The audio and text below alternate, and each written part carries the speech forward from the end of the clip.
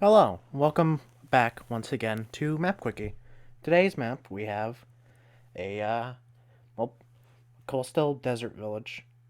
Village air quote. It's more of like 6 people. Anyway, to first start off with, we drew all the sand because it always is. Because since Tabletop Simulator doesn't have a layering system, you always should start with the first layer first and then work your way up there.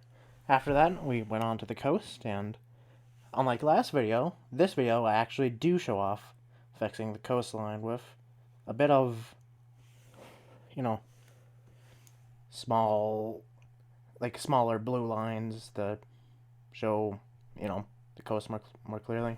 After that, I added a different shade of sand next to the coast to show, like, hey, this is like actual coastline line instead of pure desert. In a bit, we'll be adding trees to that. After that, I started working on, some big rocks.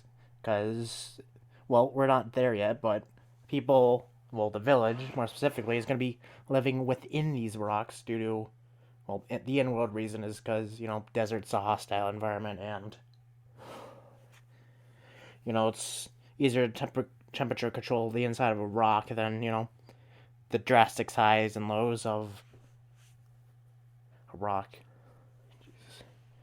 Sorry about all the hampered breathing and such. I just got back from working on. I was like, oh shit, I forgot to record today. Well, record this. I have other projects I need to work on after this as well. Anyway, right now, I'm doing the inside of the building. Created the entrance room, some hallways. You may notice that some hallways, all the rooms have like a connecting smaller, like hallway room to it as well.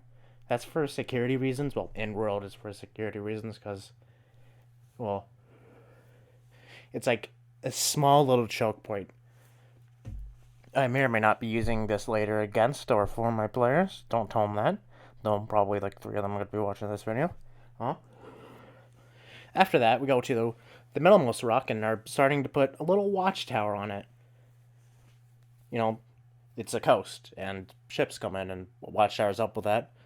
The person who's also in the watchtower casts a light spell on it during the night, so it's an actual like a lighthouse. Then even create a little stairway up to it, and a door, which like I said last time, are all white just because white's not a natural color. After that, I now go to dotting the beach with the trees. What I do for trees is I get a green color and then turn like the transparency down just so you can actually see like which part of like the top of the tree is covering downwards and which part of the tree is, trunk. I also did a second stronger layer above it just so, since most trees are towering upwards, and then there's more layers on top of that. You may notice that they're not palm trees, which is actually an intentional choice due to this village having a desert druid and being able to, mess with it enough to get their favorite type of tree there, which is actually pine. After that, you may notice I'm working on these gray little odd shapes. These are just rocks.